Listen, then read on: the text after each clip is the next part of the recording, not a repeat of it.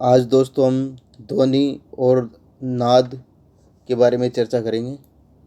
सबसे पहले ध्वनि के बारे में चर्चा करते हैं। ध्वनि जिसको आवाज़ भी कहते हैं, दो वस्तुओं की आपस में टकराने से उत्पन्न होती है। जब दो वस्तुएं टकराती है तो उनके बीच में घर्षण उत्पन्न होता है, अर्थात उनमें कंपन उत्पन्न होता है। कंपन से वस्तु दोनों ओर हिलती है, ऊपर नीचे जाती है, इसी को कंपन कहते हैं। अगर हम किसी तारवाद को छेड़ते हैं तो देखा होगा तार ऊपर या नीचे की ओर जाता है, तार में अर्थात कंपन होता है, इसी को आंदोलन कहते हैं। इस प्रकार आघात द्वारा उत्पन्न कोई भी आवाज़ या कोई भी ध्वनि, अर्थात किसी आघात द्वारा उत्पन्न कोई भी आवाज़, किसी भी प्रकार की आवाज़ को ध्वनि कहा जाता है। ध्वनि दो प्रकार की हो सकती है दोस्तों, ध्वनि दो प्रकार की हो सकती है। एक नियमित कंपन वाली जो मधुर ध्वनि हो, अनियमित कंपन वाली जो सुनने में कानों को अच्छी नहीं लगी, अर्थात कर्कश ध्वनि। सबसे अमधुर ध्वनि, कर्कश या शोर या अमधुर ध्वनि या मधुर ध्वनि।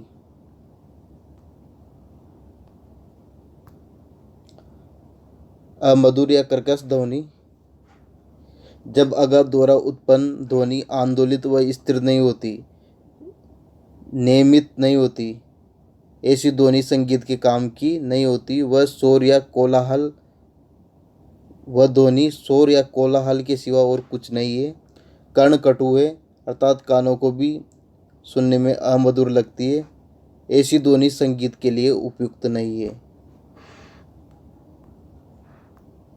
मधुर ध्वनि, जब आघात द्वारा उत्पन्न ध्वनि आंदोलित, स्थिर व नियमित होती है, वह ध्वनि इसी कारण मधुर होती है, अतः कर्णप्रिय होती है।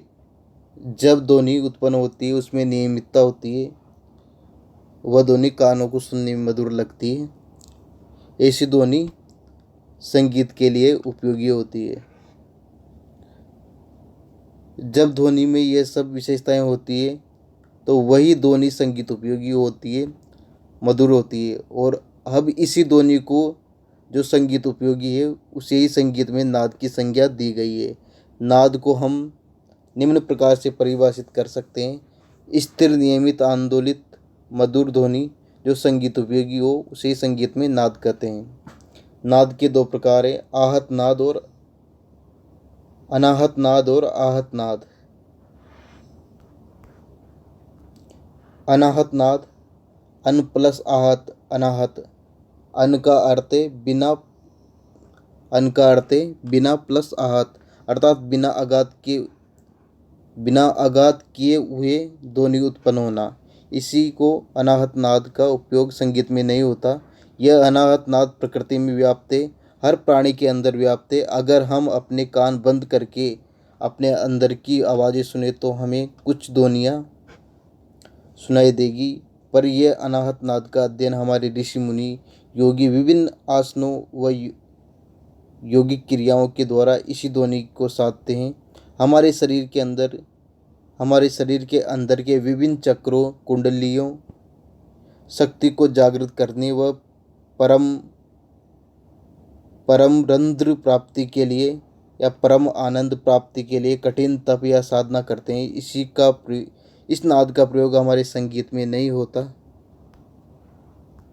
आहत नाद, जब स्थिर, नियमित, आंदोलित, मधुर ध्वनि जिसको नाद कहा गया है, अर्थात नाद कहा गया है, आघात द्वारा उत्पन्न होता है, यही नाद संगीत उपयोगी है।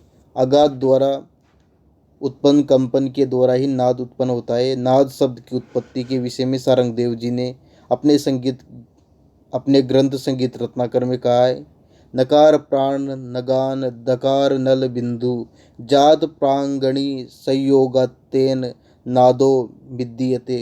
अर्थात नकार यानी प्राण, दकार यानी अग्नि, अर्थात प्राण और अग्नि के संयोग से नाद उत्पन्न होता है। नकार नकार का न व दकार का द से नाद शब्द की उत्पत्ति हुई है। नकार का न से व दकार का द से नाद शब्द की उत्पत्ति हुई है। यह तथ्य स्थापित हो चुका है कि कंपन से ही नाद की उत्पत्ति होती है। यह तथ्य स्थापित हो चुका है कि कंपन करने से ध्वनि उत्पन्न होती है और जो ध्वनि कानों को मधुर लगे वही ध्वनि संगीत के लिए उपयोगी होती है। कि कंपन से नाद की उत्पत्ति होती है, अर्थात कंपन आघात व दो वस्तुओं के टकराने से उत्पन्न होता है।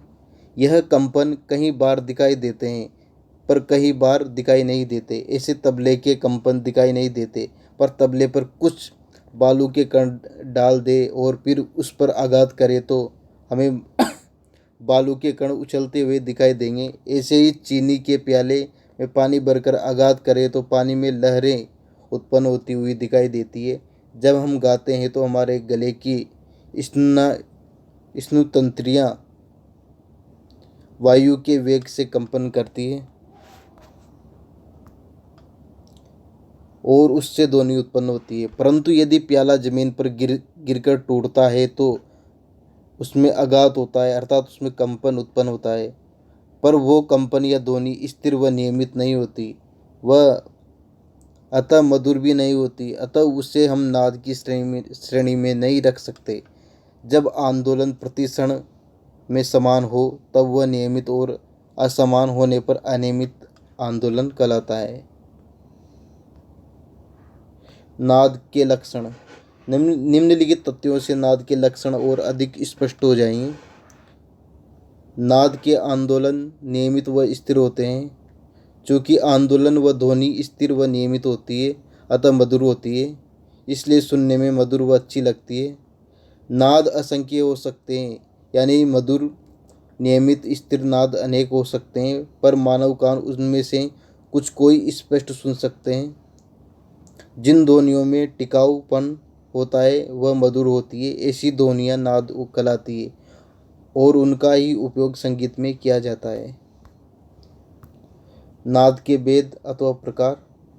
नाद के 3 प्रकार या 3 भेद होते हैं। इनको हम नाद की विशेषता भी कह सकते हैं। नाद का छोटा या बड़ापन,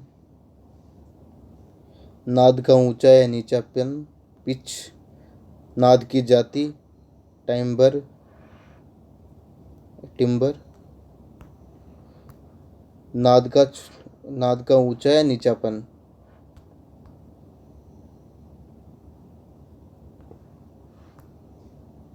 प्रत्येक नाद एक दूसरे नाद से ऊंचा या नीचा होता है। हम गाते बजाते समय भी देखते हैं कि सा से ऊंचा रे और रे से ऊंचा ग होता है। जब हम मध्य सा से तार सा पर जाते हैं तो मध्य सा से दुगने ऊंचा तार सा हो जाता है। यही नाद का ऊंचा नीचापन है। जब एक नाद दूसरे नाद से ऊंचा होता है तो उसको नाद का ऊंचापन, जब एक नाद दूसरे नाद से नीचा होता है तो उसे नाद का नीचापन कहते हैं। नाद का ऊंचा या नीचता का कारण। नाद का ऊंचा या नीचेपन का कारण आंदोलन की संख्या के ऊपर निर्भर करता है। जब किसी तार को हम छेड़ते हैं तो हम देखते हैं कि तार तेजी से ऊपर नीचे की ओर जाता है। उसके एक बार नीचे व ऊपर जाकर अपने मूल स्थान पर आने पर उसे एक आंदोलन माना जाता है और 1 सेकंड में जितने आंदोलन होते हैं उन्हें उस नाद या स्वर की आंदोलन संख्या कहते हैं। अर्थात 1 सेकंड में आंदोलन संख्या अधिक होने पर नाद ऊंचा होगा और 1 सेकंड में आंदोलन संख्या कम होने पर नाद नीचा होगा। नाद की जाति। नाद की जाति से तात्पर्य है जो नाद उत्पन्न हो रहा है वह कहाँ से, किस वस्तु अथवा वाद्य से उत्पन्न हो रहा है। नाद का यह गुण अत्यंत महत्वपूर्ण है। नाद के उत्पन्न होने पर हम उसे केवल सुनकर ज्ञात कर सकते हैं। यह नाद अमुक वाद्य या किसी परिचित के कंठ से आ रहा है या नाद के इसी गुण को नाद की जाति कहा जाता है। जिन वस्तुओं द्वारा उत्पन्न वाद्यों के भिन्नत्व का कारण उनके सहायक नाद हैं, क्योंकि प्रत्येक मूल नाद के साथ कुछ अन्य सहायक नाद भी उत्पन्न होते हैं। ध्वनि से नाद की यात्रा को हम निम्नलिखित चार्ट से भली प्रकार समझ सकते हैं। दोस्तों, नाद का एक प्रकार भी जानेंगे। नाद का छोटा या बड़ापन। धीमे से उत्पन्न की गई नाद छोटा, धीमे से उत्पन्न किया गया नाद छोटा और जोर से उत्पन्न किया गया नाद बड़ा होगा। एक ही नाद छोटा या बड़ा हो सकता है, अर्थात नाद नहीं बदल रहा। धीमे से आघात करने से नाद छोटा व जोर से आघात करने से नाद बड़ा उत्पन्न होगा। धीरे से आघात करने से आंदोलन कम चौड़े होंगे, नाद भी छोटा होगा। जोर से आघात करने से आंदोलन अधिक चौड़े होंगे, अतः नाद भी बड़ा होगा।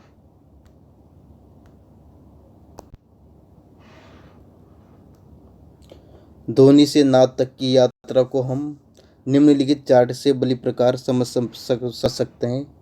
ध्वनि कोलाहल या कर्कश ध्वनि, जिसको अमधुर ध्वनि भी कहते हैं। मधुर ध्वनि नियमित, जिसमें नियमित कंपन उत्पन्न हो, जो संगीत के लिए उपयोगी हो, वह मधुर ध्वनि के अंतर्गत आती है। और जो मधुर ध्वनि होती है, कर्णप्रिय ध्वनि होती है, उसे हम नाद कहते हैं। नाद, आहत नाद, नाद का छोटा बड़ापन, नाद का ऊंचा नीचापन, नाद की जाति। और अनाहत नाद, जो बिना आघात के उत्पन्न हो। अनाहत नाद का उपयोग ऋषि मुनियों द्वारा किया जाता है। इसका अनाहत नाद का उपयोग हमारे संगीत में नहीं होता। थैंक यू दोस्तों, आज के लिए इतना ही। अगर आपको हमारा वीडियो पसंद आए तो लाइक कीजिए, शेयर कीजिए और सब्सक्राइब कीजिए। Thank you friends.